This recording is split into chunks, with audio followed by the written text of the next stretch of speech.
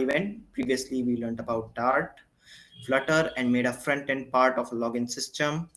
Today, I will introduce you to Firebase and its services and what Firebase has in its house for Flutter. After this, Spurs will use Firebase as the backend service for the front-end login system that you previously built. So now, without further ado, let's get started. So just let me share the screen. Mhm.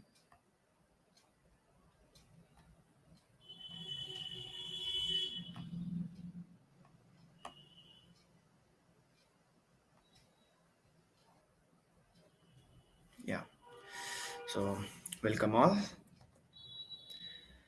So today's session will be taken by me and Spurs. First half I will guide you. Second half Spurs will take. So today's our agenda is as follows. First we will look at what is Firebase, what Firebase offers, then its pros and cons, Firebase integration in Flutter, then we will do the authentication integration using Firebase.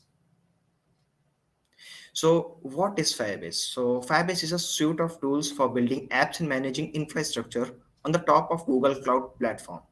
It was founded by James Tamplin and Andrew Lee in 2011 after they discovered that developers were using their chat software to manage non-chat application data. This inspired them to create a real-time database, a JSON database that automatically stays in sync with your front-end application. It was later expanded to support user authentication, website hosting, to act as complete backend service. In 2014, it was acquired by Google, where it was further expanded by the serverless computing via cloud functions, push notifications via cloud messaging, and other Google services like Analytics, AdMob, etc. In 2017, Google acquired Fabric from Twitter, which also launched a new document database called Firestore to support a wider range of applications. Most importantly, through Firebase provides software development kits for virtually every platform, including Flutter as well, to manage and scale this infrastructure with little to no backend code as possible. So that was basic overview of Firebase. Now let us look at the powers that Firebase grants us. So let us see. Uh, yeah, I hope that my slide is visible and the text is not too small. Is it too small?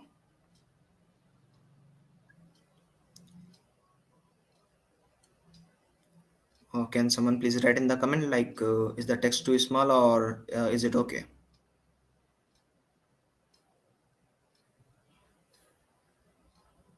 Okay, I guess it is okay then. So we will not be looking at all of the services because all the services are not possible to cover in a single session. Also, most of them might be irrelevant at your level. So we will be discussing only important services, important parts. So first, let us look at the Cloud Firestore. So Cloud Firestore, it helps us to build serverless secure apps at global scale, store app data in cloud, and sync data across online and offline devices, and retrieve it with expressive queries. Now I said a word called serverless. So what does serverless mean? So serverless computing means it allows us to build and run applications and services without thinking about servers. That is, we don't have to worry about that at the server this might be happening, that might be happening. No, we are just doing our work that we want to do from our side.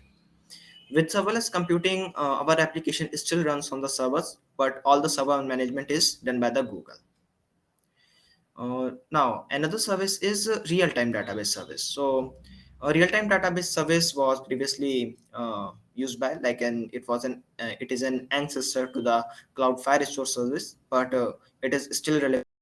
So let us look at that too. Real syncing for JSON data is done here too. The Firebase real-time database is a cloud-hosted NoSQL database that lets you store and sync data between your users in real time. Now, Cloud Firestore enables us to store, sync, and query app data at global scale. So that's one of the major differences.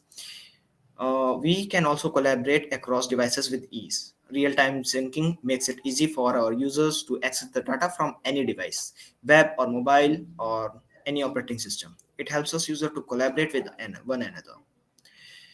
Uh, Serverless computing, serverless building, yeah, that's the feature. Uh, it is one of the most notable feature is that it is also optimized for offline use. That is, whenever users go offline, the real-time database SDKs use local cache on the device to serve and store changes. When the device comes online, the local data is automatically synchronized. This feature is also available in Cloud Firestore. So now, one of the major backend services is Firebase hosting. It provides hosting for our web apps, websites. We can build and deploy our websites, apps without managing any infrastructure. Preview, deployment, rollbacking with one single command. We can just feel at ease with the dedicated support and the frequent updates that Firebase and Google provides. It is backed by Google Cloud Platform that you already know. We can preview our site with the team before going live. We can do the domain management, use Firebase provided subdomain, register our own custom domains. No cost SSL certificate for the security out of the box is also provided. Auto provision content delivery networks for snappy access from anywhere is also one of the major features. Now, we won't be going into the detail that what is CDN and etc. All these things are, but you can just think like you can put your site in an online small room that Firebase provides and manages for you. Top-notch documentation, learning resources, and sample apps are also available. Firebase has one of the best documentations, if I have to say. We have also effective scalability backed by the Google Cloud. You can just scale your app uh, with just a snap within a milliseconds. That is, there is not much of a delay when the usage spikes. Server scales when the usage go down, they scale down. Now, support for when we get anywhere we check, the service comes for free of charge. That is one of the major features. We can also store and serve content with ease with the help of cloud storage for the Firebase. So we can store our users' photos and videos as our app scales. Storage can also be scaled. Cloud storage is designed to help you quickly and easily store uh, the data that is generated by the user. And we can also serve the user generated content such as photos and videos from the cloud. We can build at the Google scale. That is, the infrastructure is built for when the app goes viral effortlessly. We can grow from prototype to production using the same technology that power apps like Spotify and Google Photos use. We have robust upload and downloads. The users are not always online, so the Firebase SDK builds us that for the cloud storage with mobile connectivity in mind. It will automatically pause and resume the transfers as the app loses and regains mobile connectivity, saving the user's time and bandwidth as well. Strong user-based security is one of the most demanded features, and it won't be ever be compromised. The Firebase SDK for the cloud storage integrates with Firebase Authentication to provide simple and intuitive access control. You can use the declarative security model to allow access based on the user identity or properties of a file such as name, size, content type, and other metadata. You must be quite good at writing the security rules. Generally, for the Firebase Cloud Firestore, you write the security rules in the common expression language. That is quite easy to run, easy to learn, and easy to read as well. Part of Firebase platform, Firebase helps you to develop the high quality apps, grow the user base, earn more money. Each feature works independently and they work together even better. And the integration is even simpler that you don't have to think about the servers here. So that is one of the best features available in the Firebase. Now, the one of the most important features that we will be using in our second half of the session is the authentication system provided by the Firebase. So easy sign-in with any platform is already provided. SDKs are provided in the Firebase. Firebase authentication aims to make building secure authentication systems easy while improving the sign-in and onboarding experience for end users. It provides an end-to-end identity solution supporting email and password accounts, phone authentication, and Google, Twitter, Facebook, and GitHub login and even more. Flexible, we also have flexible and drop-in UI. That is, Firebase UI provides a customizable open source drop-in auth solution that handles the UI flows for signing in the users. The Firebase UI auth component implements best practices for authentication on mobile devices and websites as well. This maximizes the sign-in and sign-up conversion for the app. Now, without security here also, no app is complete. Comprehensive security is necessary. Built by the same team that developed the Google Sign-in and Smart Lock and Chrome Password Manager, Firebase Security applies Google's internal expertise of managing one of the largest account databases in the world. Now, fast implementation is one of the best features that is available here. It can take months to set up our own auth system. It requires an engineering team to maintain that system in future. We have to set up the servers, we have to set up the login system, we have to take care about the server logic, client logic, etc. But here we don't have that much of headache. Set up the entire authentication system for the for the app under the 10 lines of code. We can do that under the 10 lines of code. Even the handling most complex cases like account merging, it is even easier. Advanced features available with the Google Cloud Identity Platform. We can use those also as well. Firebase offers seamless upgrade to the Google Cloud Identity Platform for additional paid benefits and features like multi-factor authentication, blocking functions, and enterprise SLAs. So it is also a part of Firebase platform. It is easily integratable. We can do that. Now, one of the let us there is still time, so let us talk about one more feature that it provides is Firebase machine learning. So, with the help of machine learning, we can add powerful machine learning technology to our app. We can add machine learning capabilities, use Firebase ML to train and deploy our custom models, or use a more turnkey solution with Cloud Vision APIs. We can deploy custom models that run on device.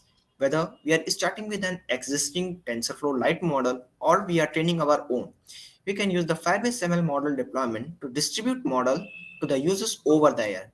This reduces the initial app installation size since the models are downloaded by the device only when they are necessary. It also allows us to do the A/B testing, multiple models. I won't be going into the detail what is A/B testing. It is a type of user testing where you test our app against different classes of users. Just you can keep it at that. So evaluate their performance and update the models regularly without having to republish the entire app. So saving our time and money. Just upload the model to the Firebase console and the Firebase will take care of the hosting, serving it to the app, or if we prefer, we can also deploy the models directly from the ML production pipeline or Collab notebook using Firebase Admin SDK. We can train our own image classification custom model with AutoML Vision Edge. With AutoML Vision Edge, we can easily create custom image classification models tailored to our specific needs.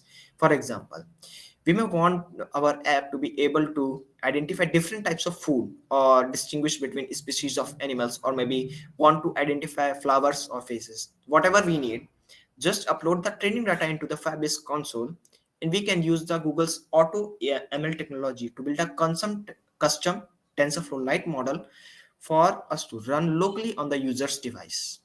We can solve for common use cases with turnkey APIs. Firebase ML also comes with a set of ready-to-use cloud-based APIs for common mobile use cases like recognizing text, labeling images, and recognizing landmarks. Unlike on devices, APIs, these APIs leverage the power of Google Cloud's machine learning technology to give a high level of accuracy. We may not be able to get that much of level of accuracy by ourselves. We simply have to pass the data in the library, which seamlessly makes the request to the models running on the Google Cloud and get back the information you need in all few lines of code. So that was about the machine learning integration that we can do with the help of Firebase. However, I would like to mark that it is still in beta, but it works fine. And if you are one of the daring persons that likes to put some salt and masala in the code, then you can surely try that out. So one of other features is also cloud messaging.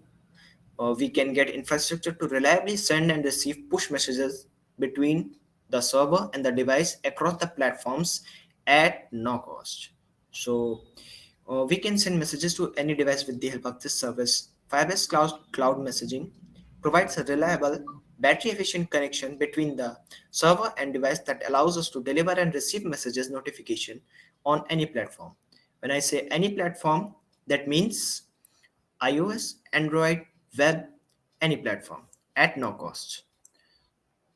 Advanced message targeting is also available, so we can easily target the messages using predefined segments or create our own using demographics behavior, target messages to devices that have subscribed to specific topics, or get as granular as single device if possible. However, that won't be a case because it is not generally recommended, and it is not also a very good practice. Customized notification content we have in the Firebase. Sorry, we can deliver notification messages immediately or at future time in the user's local time zone, send custom data, set priorities, sounds, expiration dates, track custom conversion events, etc. Now, you can also send simple messages as well, like the simple notifications that you get on the top of the in the notification bar. That's it. No coding is required for the sending the notifications. Notification messages are fully integrated with Google Analytics for the Firebase, giving you the access to the most detailed management, conversion tracking, monitor effectiveness from a single dashboard with no coding required. Now, here also we can do the A/B testing. We can use A/B testing to try out different versions of our notification messages and then easily see which one performs best against the codes. A/B testing can also be used with the remote config. We won't be going towards the remote config. A/B testing was built in partnership with Google Optimize and A/B testing and personalized tool for the web. Now, that was enough about the Firebase services that you can use to manage app, build app, deploy app. So we have covered little bit from all the three categories. With the help of Firebase, we can build better apps, we can improve the app quality, we can grow the business. Firebase also offers simple integration with the Google Analytics so that you can track the user data, uh, not steal the data, track the data with the consent of the user. Yeah, keep that in mind. So privacy is must here. So that was all about the Firebase services that it has to offer. Now let us look at the some pros and cons of the Firebase. Okay, so these are the pros. Authentication can be done by email, password, Facebook, etc. Very easy. Facebook provides real-time data syncing across seamlessly, offline, online. The API is ready-made. Security is built in nodes. File backup is by Google Cloud. Reliable, very fast. Firebase file hosting is static, therefore very fast also. Data is treated as streams, therefore you can subscribe to the streams and update the UI as needed. Using Firebase, we can build highly scalable applications very quickly. We don't have to worry about the infrastructure. Serverless apps are just a snap away from you. Now, what are the cons? Now, traditional relational data models do not apply to NoSQL. That is, you won't be able to use the SQL or relational database models in Firebase. Installation on board is possible only for emulation on local machine. You might omit this point because this is not much of your concern, but yeah, that you must know. Firebase makes larger databases impossible to query. That is, if your database has grown too large or it is using relational database system that you might not, then you should not consider Firebase. Now, full text search is also not available, although we can use third-party services like Algolia. So that was about pros and cons. So now let us explore the Firebase console a little bit so that we can see how that it looks. And I will guide you through the Firebase console so that you can explore it.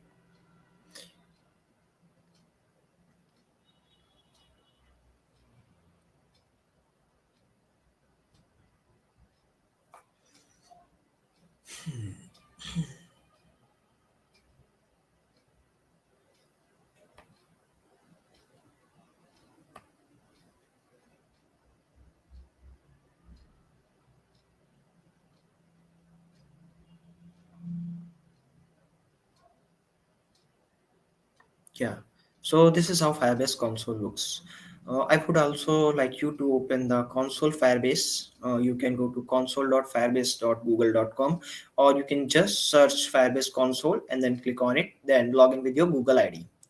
Now here you can see that I have three projects here. Now let us explore a project. You can create a project by using add project button. Click on it and the steps are very easy. You can go through it.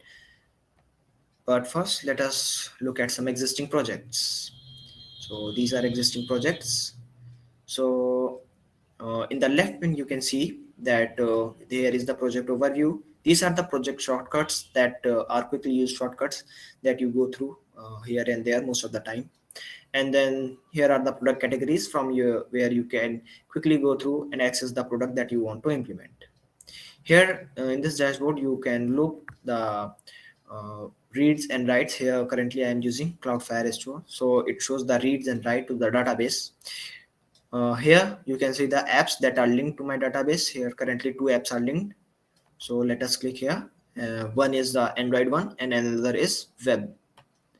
Now let's close that. Now let us say that you have to build a Firestore. So you can go to build, then Firestore database. And here is the database. I have created a mock database with random values. So these are the random values. So as you can see, this is a NoSQL database. Here you can write the rules using common expression language. It will take some time. It will take some time. Okay, yeah, it is now loaded. You might be not be very familiar with this, but I would recommend you to go through the documentation because we won't be covering Cloudflare Store in today's session. We will be covering authentication. So let us look at authentication services. So let's just go to the build and then authentication. Click here, and yeah, here is the authentication. Now to start the authentication, you have to just click on the get started button. Then it will guide you to several steps. Then will be able to use the authentication services in your app. This first will guide you how to do that, but first let us look at some more. Here you can see all the projects and you can quickly go through them. Also you can go through here and user and permissions. If you click on here, then you can add members to your project and assign permissions to them as well. That is whether they are editor, they can read or they can write. Yeah, that's it. Now one more thing I would like to show you, that is usage and billing. Always keep the track of your usage and billing while building the app. Now as you can see here, this is the usage. Now there is the free quota of 20k per day writes, 50k per day reads, and 20k per day deletes. And uh, this is completely free. Like for the testing you won't even reach like maybe at 50%, but for small user groups you might hit the peak, and for very large apps you will surely hit the peak. So what you can do here, you can just go here, and there is the Spark plan. It shows the overall usage and the cost that you have incurred. So in the lower left corner there is this upgrade button. You can click on the upgrade button, and then it will quickly show you what plans are available and what one you can choose. So currently I'm on a Spark plan, which includes all the plans, analytics, notifications, crash reporting, support, etc. It is free. Usage quotas for database, storage, phone auth, hosting, etc. available. And then there is this Blaze Pan, which includes everything that has Spark, and we have the ability to extend the project with the Google Cloud as well. We can click on the see full plan details. If we click here,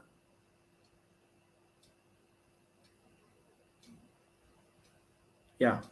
So this one is the full plan details here. You can compare the plans, what you want to use, how you want to use. You can calculate the cost, or you can use the Blaze plan calculator here. You can just click on the storage, how much storage you need, and it will show you the cost at the right. Yeah, for example, I might not be using the real-time database, and for up to storage 1 GB and 10 GB is free. So let us say that I am using authentication system, and for the verification in US, Canada, or India, let us say that I am doing this much of verifications. Then it will cost me this much of amount of money, and at the end you will see the estimated total monthly cost here. So that was about the pricing. So let me just come back.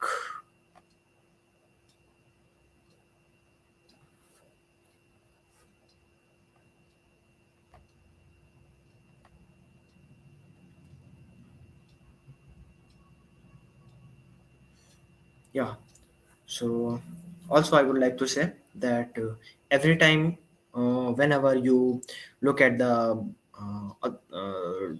any new technology, always attack the documentation. So here also I would recommend, go through the documentation, experiment, practice, and for lower usage cases it's all free. So there is nothing holding you back, so just go ahead and you try to use. Now that is enough introduction to the Firebase and its services and how to guide through all that. Now Spurs will guide you through how to integrate Firebase into the app and how to use Firebase authentication service in the app. So Spurs, please continue the session. Yeah, sure, Hakan. Hey guys, my name is Sparsh, and I'm the Android core team member of in GDS VIT Bhopal. And as Hakan told you that yesterday, we built an authentication app, and today we will be connecting the Firebase service for that app only. So, wasting time, let's get started.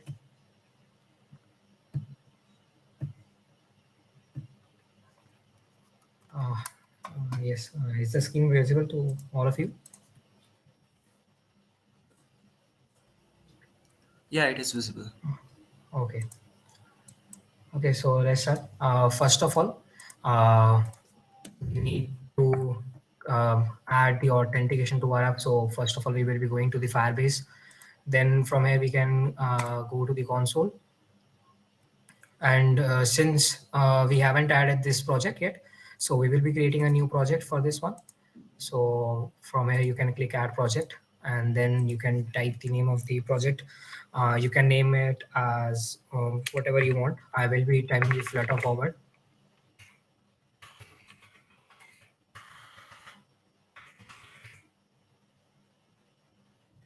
It's you can continue from here. Then yes, I need the Google Analytics, so I will enable it and then continue. Then yes, all these details will I will keep it as default one only, and then I will create the project. Let's wait for a few minutes till the project is create the Firebase is creating the project. It can take a few minutes.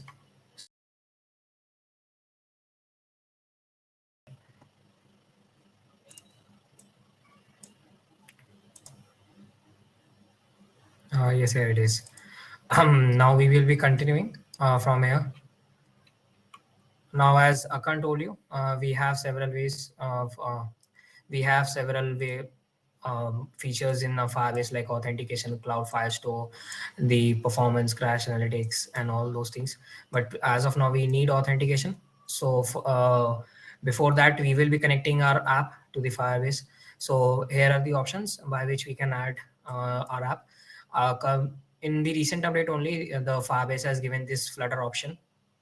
We won't be using this one in this session because it needs node packages and all those things, and it can take a while. So we will be going to the Android part only.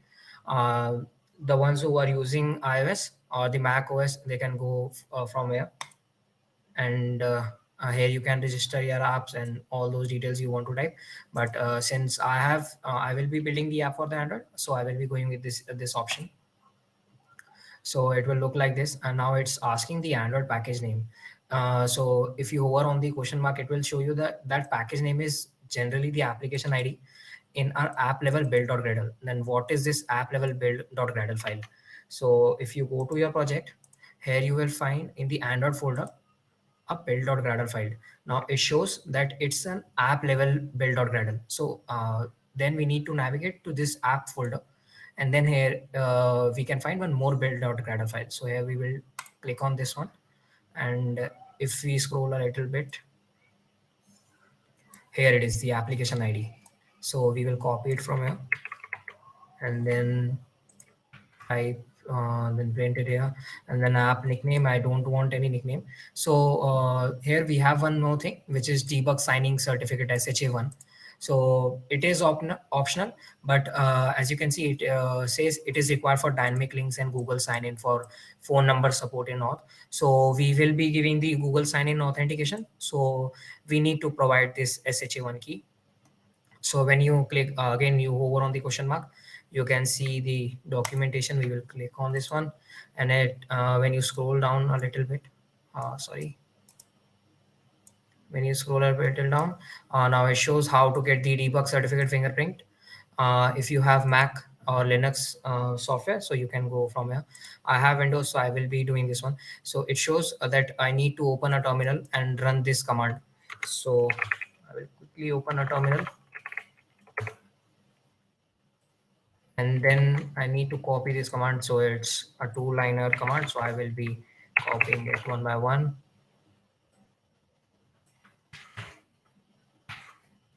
If I press enter, I guess it should be okay, no issues. So for that, again we will go to CMD. We will open a command prompt,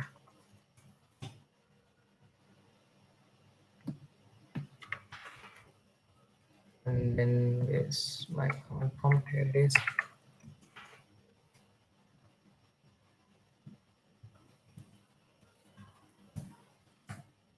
Now it asks for a key store password. So it shows that the default password for the debug key store is Android. So I will type Android and press enter. Here it is, the SHA1 key fingerprint. Here it is. So I will copy it from here and then again paste it in the Firebase. It shows that it can have maximum 40 characters. Yes. So here is one. Now I will be registering the app. Again, it can take some time. So while registering the Firebase, you need to be a little bit patient because it can take sometimes it can take some time. So now we need to download this Google services JSON file, and it shows that we need to move this downloaded file into app level root directory. So first of all, I will download this file, and here it is. Now I will copy it from my, yes, here it is. Okay. Yes, now I need to copy it in the app folder, and I will rename it to Google services. This one is extra, so I will remove this thing. Uh, yes, now it's good to go.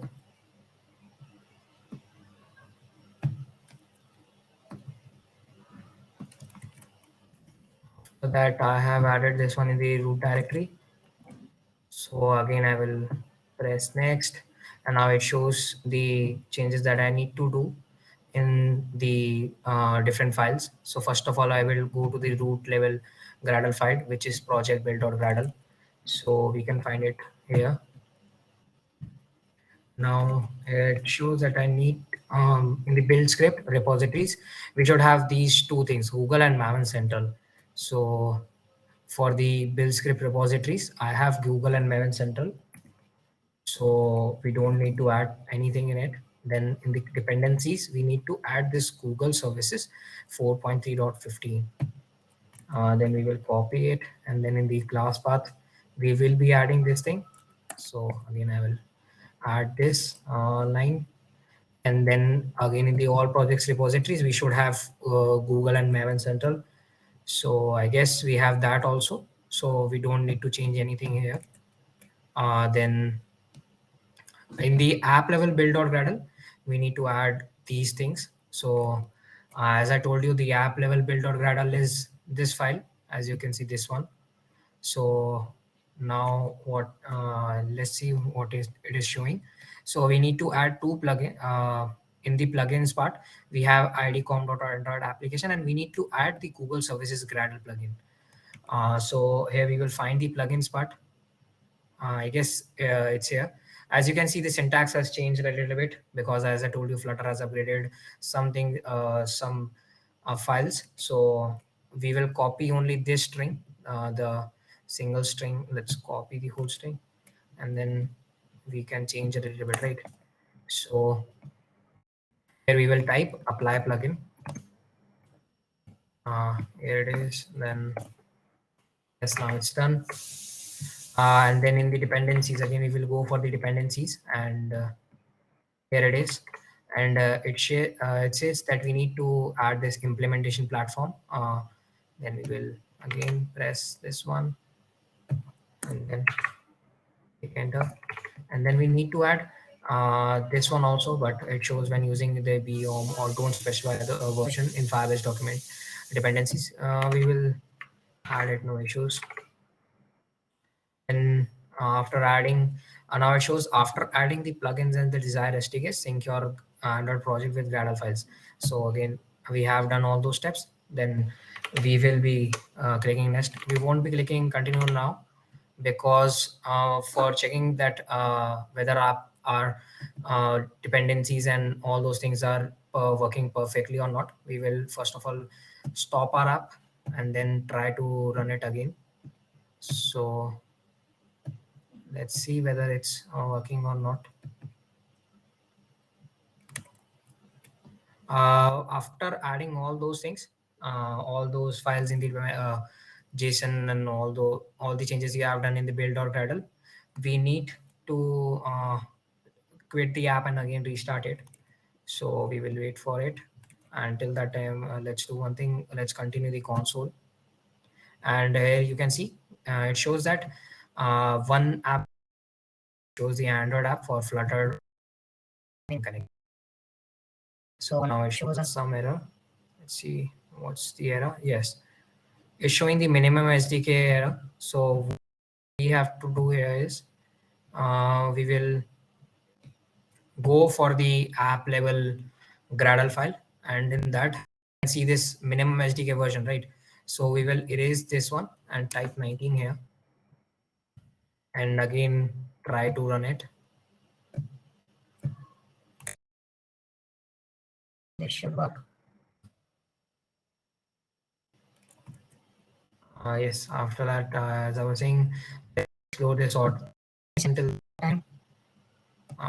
Let's click on this. Now here it is. We will be clicking the get started button. Let's check whether the app is running or not. I guess it's still trying to run.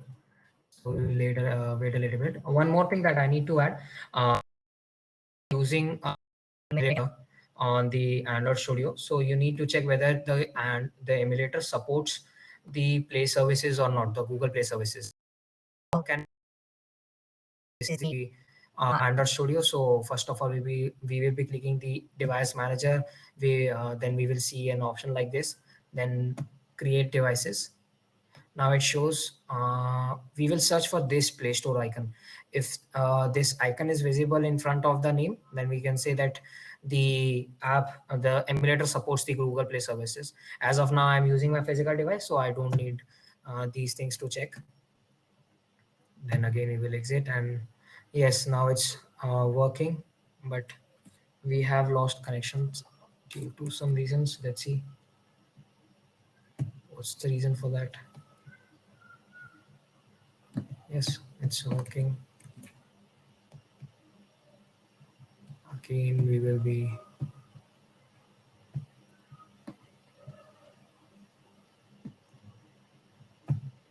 let's align it till the time it's again connecting. Yes, as I said, now getting back to the sign-in provider. So sign-in providers, what does it mean? All the services that Firebase allows the user to connect or to sign in. So we will be using this email and the Google one. So first of all, we will be clicking on the email and enable it, and then click save on it. So before starting, yes, now my app is working perfectly fine. So let's close all these unnecessary files. Now here we need to add a few things before starting. First of all, as I said, we need some packages, right, to connect. There are some inbuilt packages for Firebase and Flutter to connect. So we will be searching for Firebase auth. Here it is the first option. Then again, as I said yesterday, we need to go to the installation part. And yesterday I show you that we can copy this thing and then paste it in the PubSpec YAML file.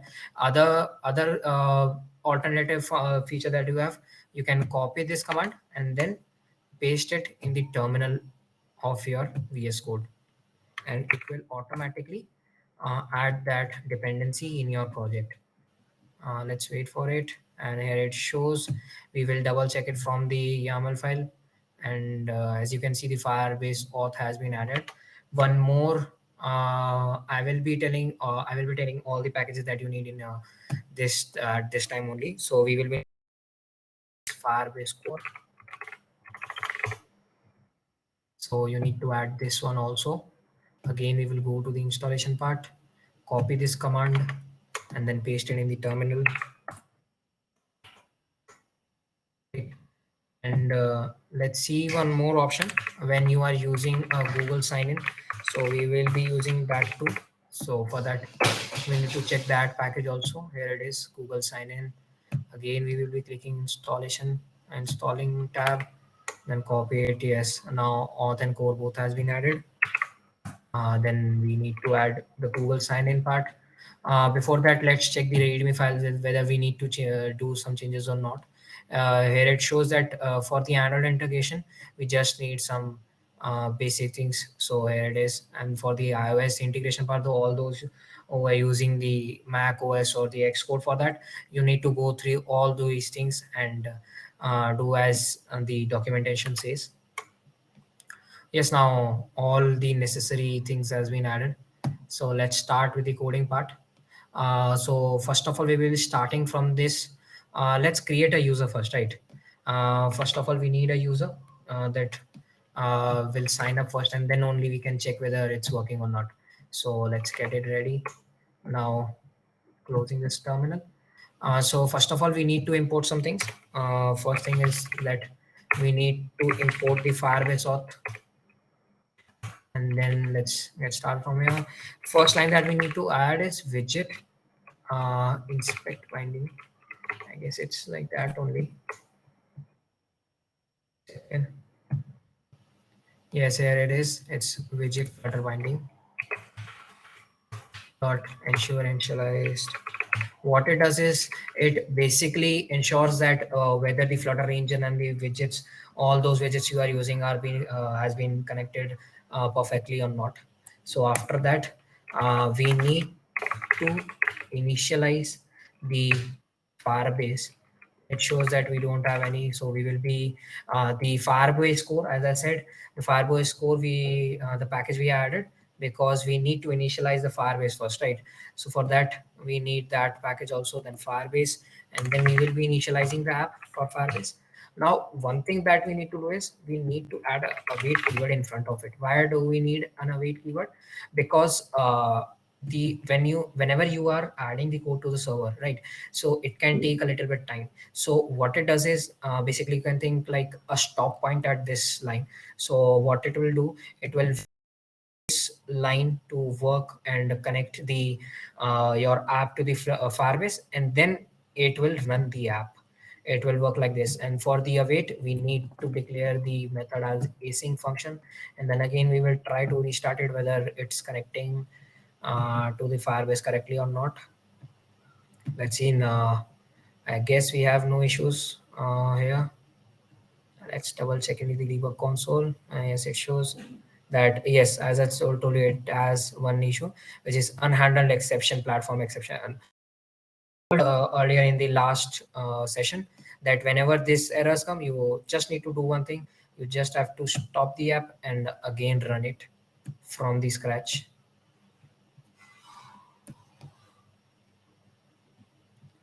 After that, we can get started. Let's open the sign up screen. Here it is. And let's wait for a few minutes more. It can take some time. So you need, as I'm again and again saying that you need to be a little bit patient when doing all those things, specifically when you are going for the Firebase. And till that time, let's do one thing. We will be enabling the Google provider true. We don't want to waste time after that. Yes, it shows that project support email. You will be giving your default email and then click save. And then let's wait for it to connect. Yes, now it shows that we have two sign-in providers. It's email password and the Google one. One thing, if you have missed out the SHA1 keyword, right, that we entered in the starting, the SHA1 fingerprint, and if you need to add after all those things has been happened, so you can do one thing: go to the project settings and then scroll a little bit. Here you can see it shows that SHA certificate fingerprints. Again, you can add all those fingerprints, the one, the SHA1 and SHA 256. Let's see. I guess issue has occurred. Yes, now it shows Flutter tool can add multi-deck support. So it can happen sometimes. So for that, we just need to go to the app Gradle, and then after this version name, you just need to type multi-text enabled is true. Make sure the D and E are capital, and then click save and then close this file and again run it. Yes, it shows. I guess we don't need the authentication right now. I will be telling you that why I added this import in this file too, but that will come in the later stages. So we need to wait a little bit.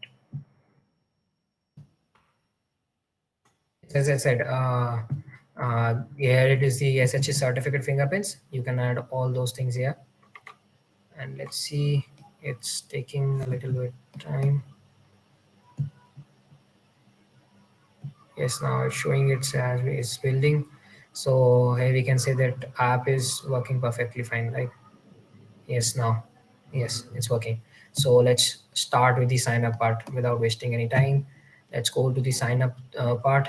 Here it is, the sign up button, right? So what we need to do is whenever we click this button, we should send the data, whatever we have, the user has entered here, and then that data should be sent to the Firebase server that we have created right now, the authentication server that has been given to us. So right now we will be commenting these all things because it can take some time to go till there.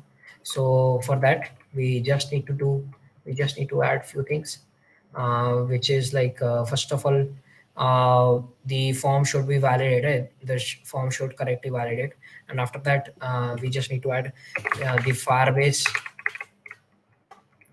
auth, then import it, then instance. We need to create the Firebase instance, and then after that we will be creating a user with email and password. Here it shows, and then it shows that we need to enter the email and the password.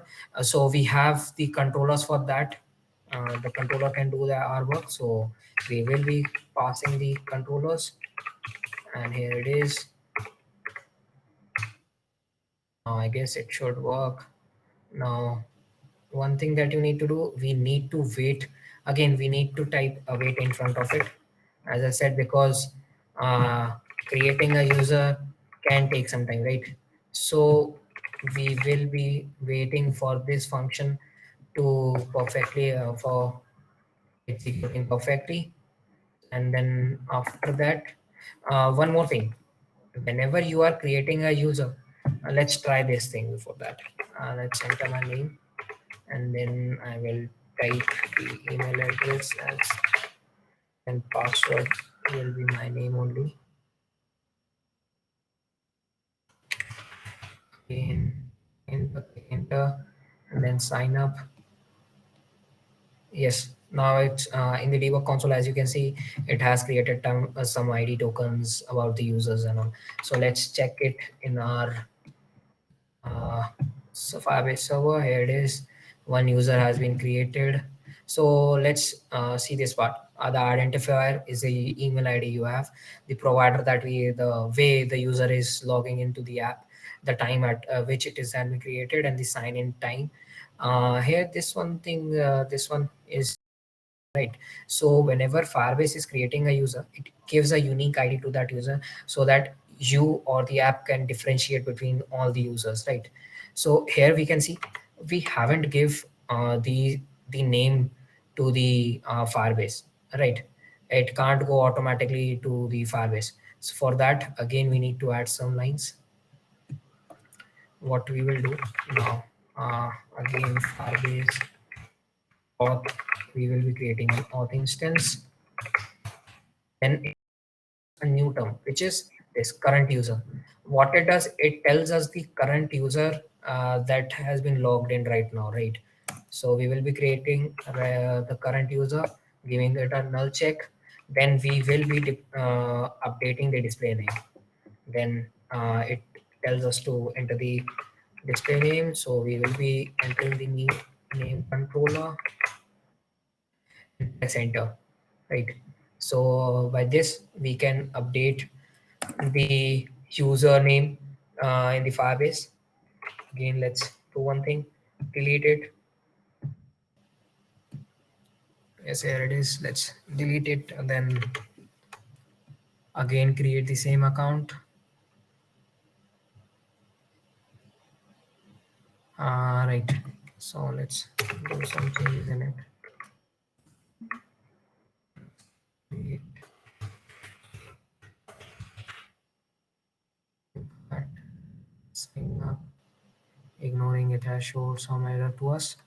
Unhandled exception. The email address is already in use, right? So I guess it hasn't been deleted perfectly. Yes, I guess there has been Firebase has created a new user. So again, let's try it and sign up. Right. Let's reload it again. Whether the user, yes. Now a new user has been created, and now this time we have updated the display name or the username of the you can say the user. So how do we check whether it's working perfectly fine or not? Let's navigate to the home and check whether it's working fine or not. So that's why now we will be uh, we will uncomment this part, and then in the home screen, let's do some changes. Again, let's reload it, and now we need to, yes, before that, let's made the sign in option, right? The login part. So for that, we need to go this part. Yes, it is here. Now let's comment it right here only. Again, we will be creating a Firebase instance here, right? And now we need to sign in, right? Now we have different options, whether you want to sign in with credentials or you want to sign in anonymously. Credentials are those providers like Google and all those things. Then again, we have custom tokens, email link, phone number. Right now we are going with the email and password. So we will be pressing this one again. We will pass the email controllers. Then here we can go for this part, and then for that, let's await it, because we can't go to the next slide before next page before we have ensured whether the user is signed in or not, right? So after that, let's see whether it's working or not. My email was, and the password was passed, so let's try. Yes, it's working, right? Yes, as you can see, it's working fine. Yes, let's try it again, as we can't, as we cannot back in the debug console right now. Right. Right. See whether it was saved or not, right? It shouldn't print those things.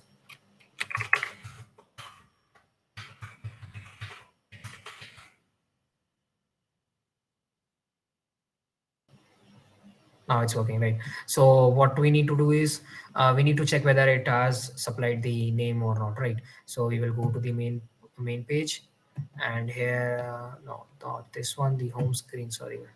Then in the body, let's do one thing. Let's wrap this text again into a column. It shows the widget can't be const, so we will be removing the const from here. After this text part, we need to get the current username, right? So what we will do is we will enter username, and here the user will enter the username, right? So how we can do that? uh, by using string interpolation, we will be using Firebase auth. Let's do one thing. We make this line that messy, right? So what we can do, we will create a current user variable where the user will be we will first create an instance for that Firebase instance, and then current user, right? We can't define the const here too, so we will remove that. We have the current user, right? So let's see, username getting, now again here it is. After that, now it shows property display name can't be unconditionally accessed because the receiver can be null. So what it means, there can be some chances that the hasn't given any username, right? So the enter into the null value. So for that, this isn't null. Then after that, removing the brackets, you can enter username, and then let's try hot restarting it. I guess it won't work like this. For that, let's create some hyperlinks. Right, let's hot restart it because we need, yes, it shows that we have an error that the user that we are in the roots file, the home screen isn't const anymore, right? I remove this home screen, the const in front of the home screen, so I need to remove this part again, then to the home screen, and again reloading it, hot restarting it. Now let's try whether it's working or not.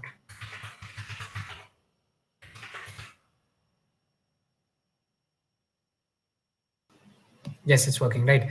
So I don't want it to be up here. So again, we will be using the main access that I told earlier. It's showing, right? You can enter as many things as you want. If you want the email ID, let's do that too. Let's create the final email, right? For that, again, we will be creating a Firebase instance, Firebase auth instance, current user, and its email, right? Yes. Again, let's copy this part. Now we don't need an email ID. So let's take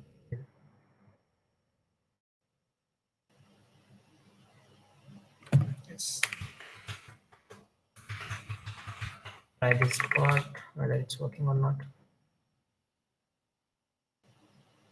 Yes, it's working fine, right? Now we have created a user through the the instance dot create user with email and password. Then we tried that whether it's working fine or not. We logged in through this part, the sign in with email and password. Then we checked whether the user has the credentials all over the file or not, all over the app or not. So for that, what we did, we checked with the current user that whether the current user is having the names or not. So for that, we will be using this thing. Now what we need to do is, let's create a logout button too, right? Guys, I don't need this. So again, we will be creating an actions. As I told earlier, we have many things. So action basically enters all the widgets you need in this part, right? If you want in the front part, what you can do, just click it on, click the leading part, like this. You can read it also, that widget to display before the toolbar's title. The toolbar title is home here. but we don't need it here. So we will be using actions. Actions. Why did we get these square brackets? Because here it's a list. We can provide as many as icons or as many widgets we want in this app bar. So here we will be creating an icon button, right? Yesterday, as I told you, and on pressed. As of now, let's keep this function empty. Then we will be giving it a logout option, right? Let's make this. There it is. Now we need to make this work, right? So let's do one thing. Now again, we will be creating an instance here to await Firebase auth. As I said, Firebase auth dot instance dot sign out. Let's see whether there is an option called sign out or not. Yes, here it is. Then now it will it's showing the await. Yes. So again, we need to type async so that we can add the await keyword on this. Let's try whether this logout button is working or not. Yes, it's showing that the user has sign out event. We have registered a sign out event, but it isn't going anywhere. So what we need to do is, after this, we just need to navigate, right? Navigator. Again, we will be using roots for this. Then push replacement named, and after that we need to push the page on the login. So how this push replacement work? You can see this push replacement as a combination of pop and push. First of all, it will pop the current page that you have, and then it will push the page that you have mentioned here. Let's try from the scratch whether it's working or not. Yes.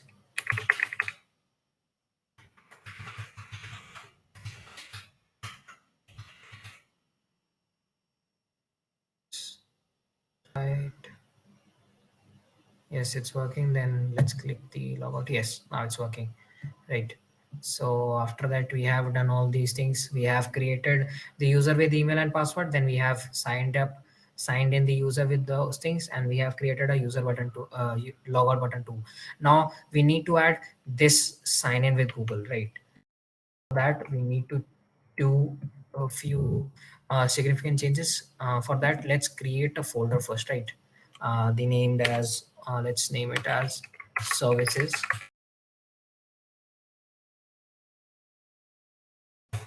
After that, let's create a file name which contains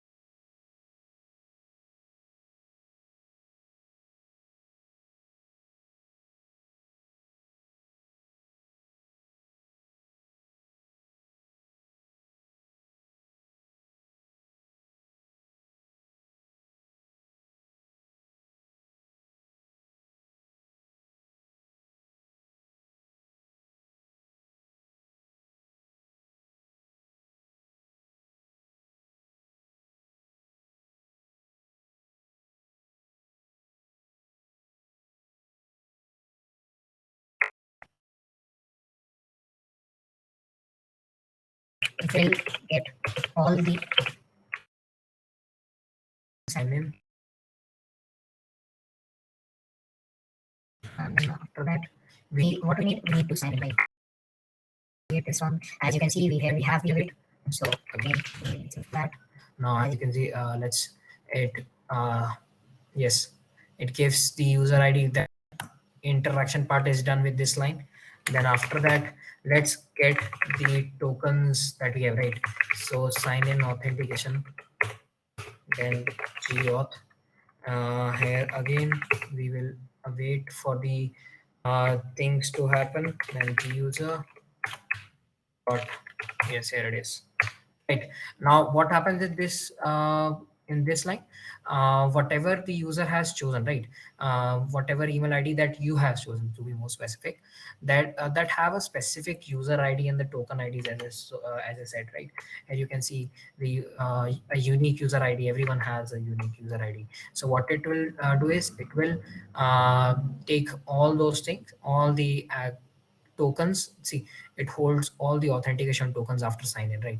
So after that, now we need to pass that all the tokens to the app, right? So for that we will be creating a variable to hold the user credentials. Then we will be uh, give a provider which will give all these tokens to the user on the user credentials part. Then after this we need to give the access token. Then how we can access the access token. We have the tokens stored in this geo, right?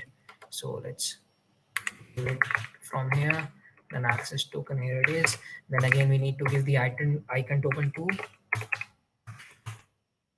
Now after that all these functions have been done. Now we need to return a function where it will again create an instance and sign in with credentials now this time, right? And what are the credentials that we have stored in the user cred? Now this is how the sign up button, we can say the sign up button function will look like. For that, first of all, let's see whether it's working or not. Go to the login screen, login.dart. We have that button, I guess, right here, right? Let's remove this thing. And after that, let's go to the, I guess, yes, it's here only, sorry. Again, we'll await. Let's see whether it, I will, let's see how do we know that whether it needs a wait or not. Let's do that part too, right?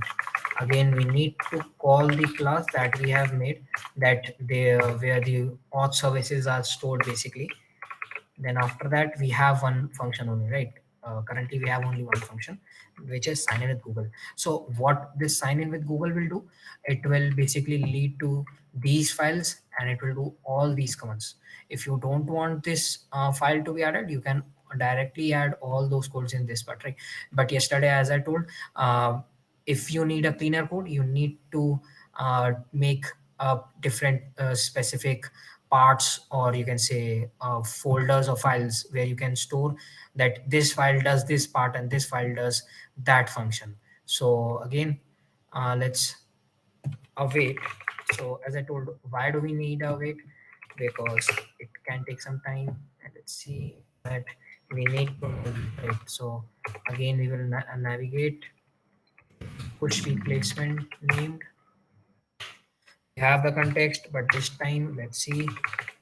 If I'm not wrong, this time the root of home is given by slash home. Yes, it's like that only. Let's try whether this button is working fine or not. Yes, here it is, right? We can choose an account to continue with Flutter demo, Flutter Forward demo. And then after that, we will be clicking one thing. Then let's try this thing. Let's try this email ID. It will wait for some time, and here it is, right? The username is this and the email ID is this one, right? Now it's working. One thing that you will notice, whenever you hot restart an app, the app automatically goes to the main screen, right? But we don't want that. Whenever you are specifically coding for the apps, you don't want this user experience or this coding experience. So how can we tackle that? Now I will tell you why I stored that Firebase auth.dart, right? So here we will be creating again, let's that thing. We will be creating an instance, right?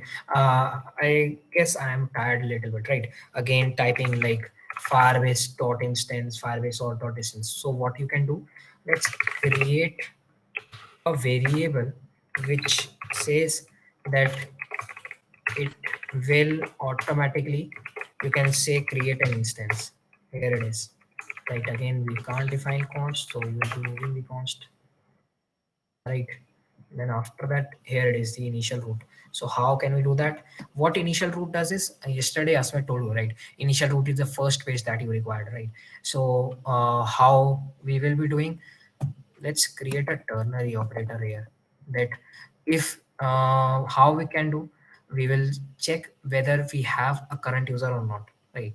That whether the app has current users, and how that is done, it will check whether the this instance has any token or not. If there is not any token, it will give a null, right? So let's create the instance and then check for the current user, right? This thing, and if there is a user, we will go to the home, right? The conditions can't, again we will add, I guess. Let's see, condition must have a static type pool, right? Here I missed one part. I need to check whether it's equal to null or not. Then again it shows the invalid constant value, so we will removing the const from the material app, and let's add this here, right? Let's check whether it's working or not.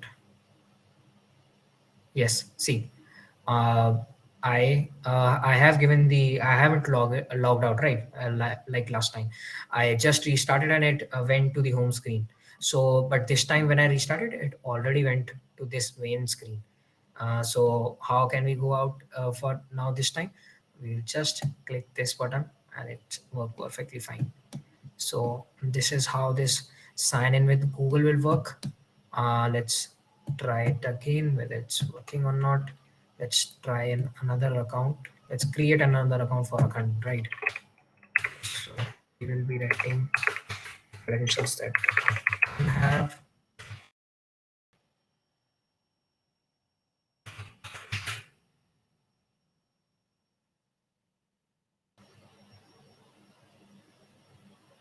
Yes, it's working, right? Let's see. Yes, it's working. Again, restart it. It shouldn't go to the home screen. Yes, it's not going to the home screen. That means it's working. Then after this, let's do one thing, right? It's taking a little bit time. If we are going from, let's login from my credential, I will add this to only one screen. This see. Here, have you seen this? At the currently, we saw a static. You can say a pause at that screen. So let's add a loading screen that the then the user can track whether it's loading or not. So for that, let's go to the sign up, the login screen. And one more thing, let's confirm whether we have an account named uh, with the name with the account or not, right? So let's check. Yes, here you can see I created one account with my name, and then I created an account with Google. So provider has changed, and then with account, and then yes, we have all the users that has been I have added till now. Now let's move to telling you. Let's add a loading screen, right? So for that, where we are logging in, I guess this is the place where the users get logged in, right? So for that, how can we do that?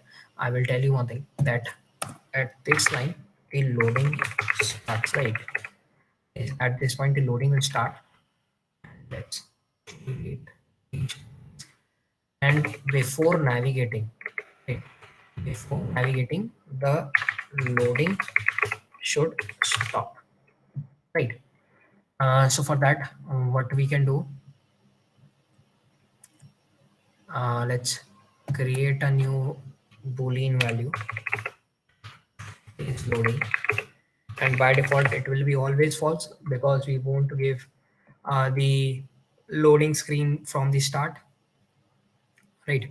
So let's do one thing.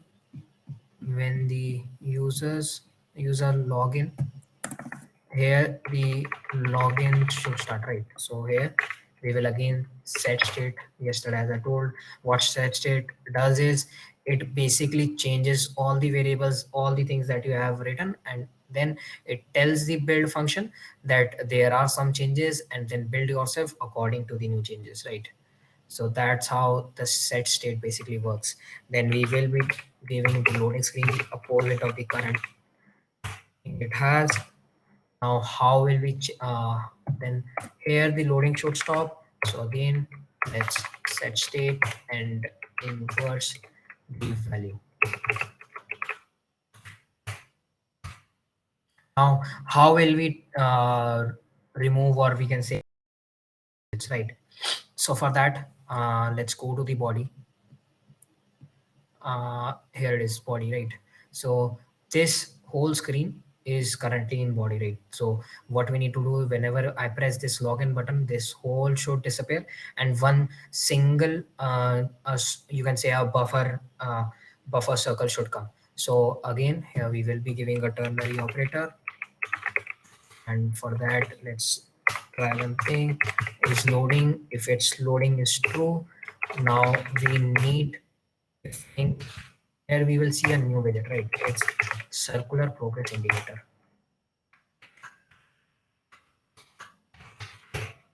Yes, here it is. Now let's try whether it's working fine or not. Let's log in.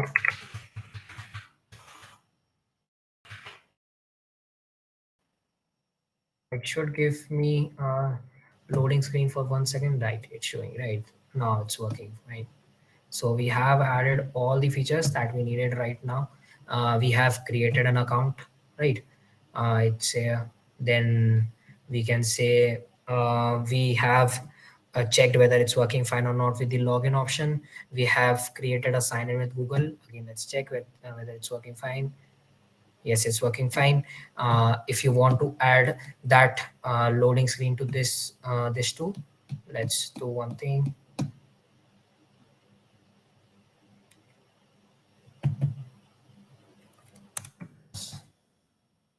Thing here you will see. I have currently looked at, yes,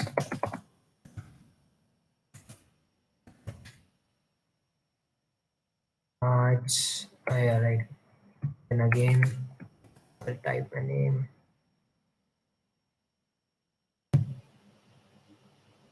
Sorry, not here.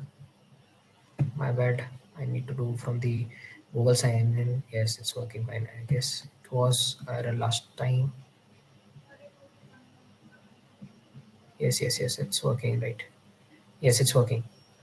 So if you need to add those loading screens, again, you don't need to do that much hard work. You just need to add the set states. Uh, let's after these, let's yes, let's start the loading screen when the users presses this button, and after that, the auth service sign in with Google will happen, and then after that, once the sign in is working perfectly fine, then we will close the loading screen and then navigate to the next screen. Let's see whether it's working or not.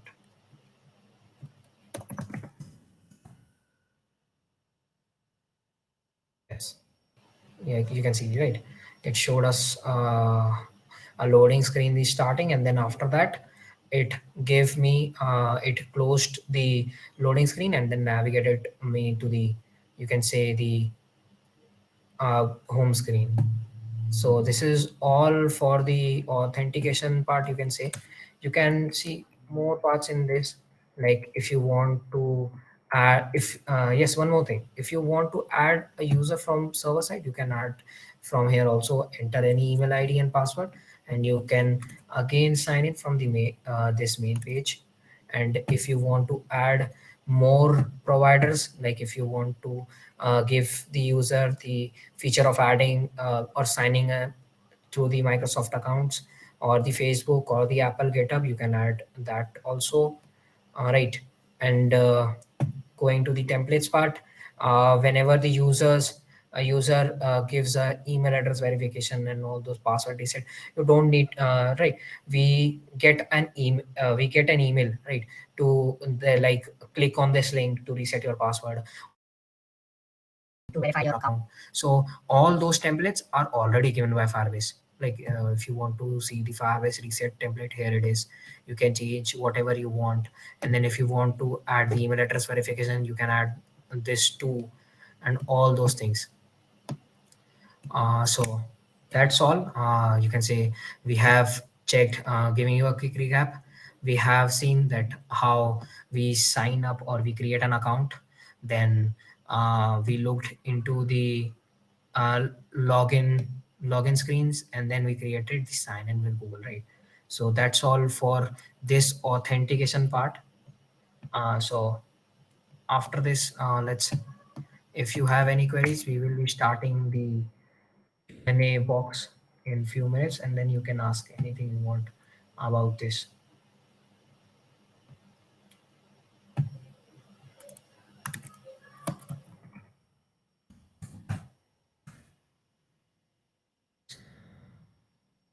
The Q&A box, I have started the Q&A. If you have any doubts, you can ask through there also.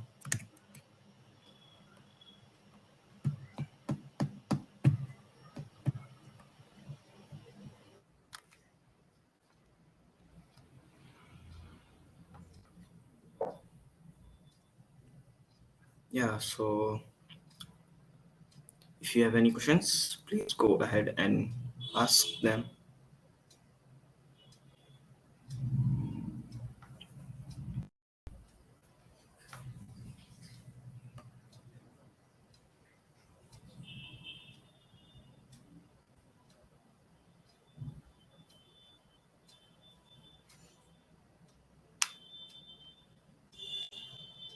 So in the meantime, let's talk about some libraries, I guess, like some packages, some useful packages.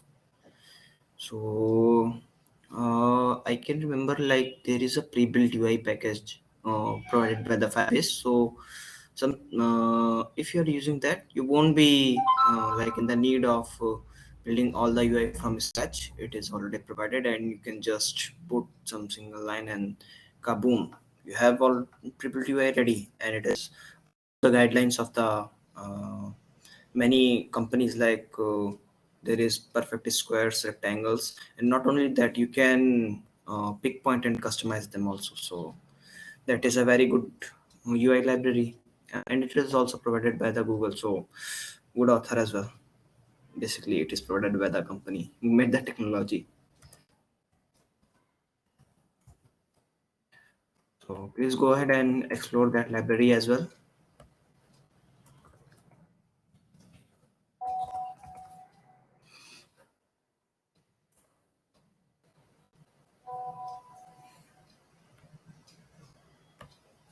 And even for the real-time database and the Firestore database, libraries are also available for the UI.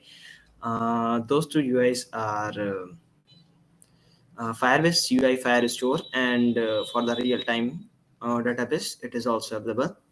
So for Firebase UI Firestore, you can simply implement it and fetch documents and push documents very easily, and project the information to the UI.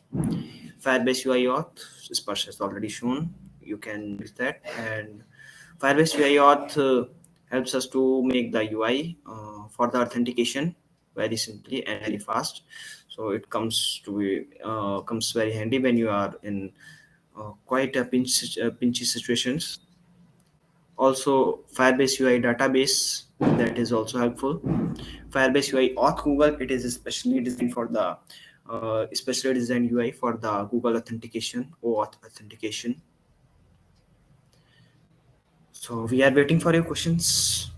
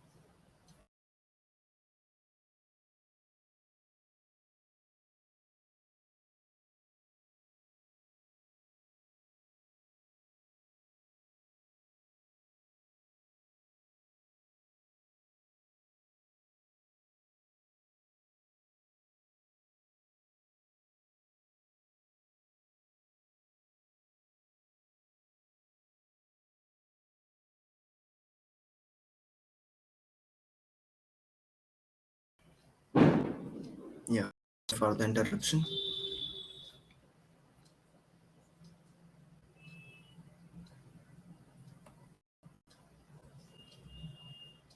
Also, please all the attendees who are attending the session, please fill the attendance form because only then you will get the attendance.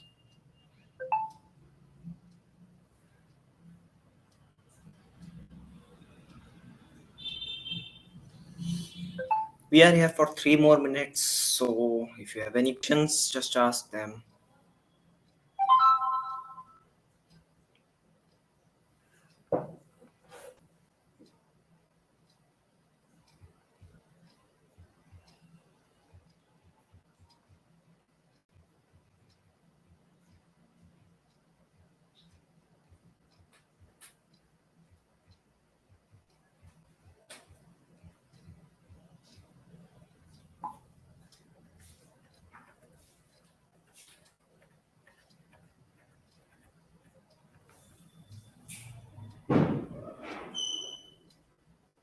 Also, guys, if you want all these codes, we will be providing this code to the VIT Bhopal GitHub ID, so you can see it.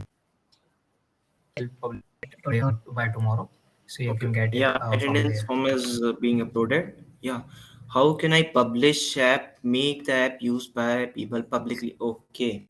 So to publish the app, first you have to make sure that it is perfectly ready for the use by the larger population. Okay. Because you have to design the database, check the queries, check the cost especially. So after making sure that your app is ready to be in the production, then you can simply just publish it on the Play Store.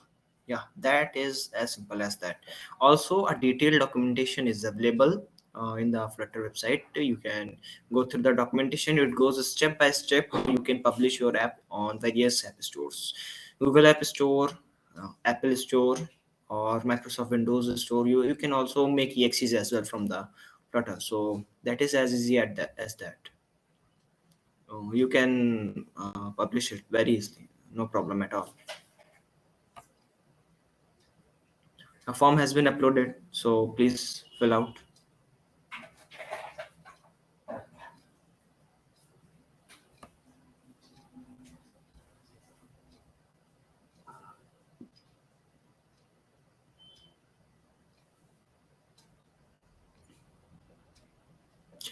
Even one more feature of Firebase is that uh, sometimes you have used the Geo app, and you can see that without updating the app, the flash screen, that is the screen comes before the loading of the application, it changes. So it changes on the occasion, like from on the occasion of Holi, it's changed into the colorful screen, splashes of colors.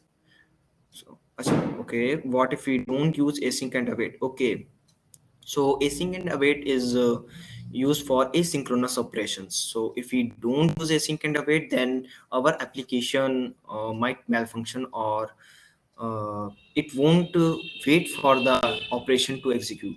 Now, when we use await, then we are saying, yeah, like this operation will take time. So we have to uh, exit the compiler, like go to the callee function from the to the function from where the async function was called. The compiler return to that statement and returns when this async function is. If you don't use the await statement, then what will happen? The execution will go up to the point where the async operation is happening, and then if we don't use await, then at that point our UI will get stuck. Why? Because we have not use awaited. So our UI will get stuck and wait for the operation to get completed. So that's why it is important to use async and await to make the UI responsive. And while the information is coming, we can do other tasks as well. Like for example, we can show the loading screen. How? Okay, yeah.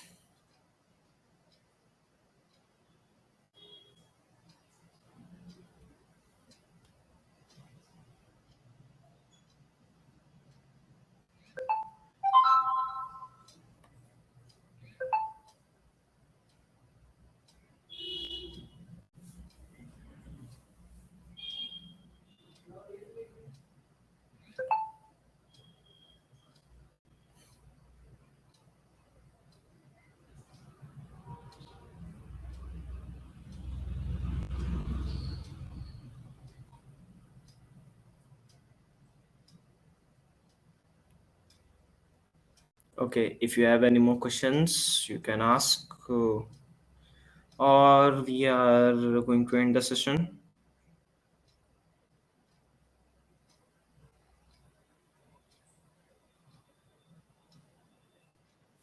Okay, guys, if you don't have any more questions, we will wrapping up this session.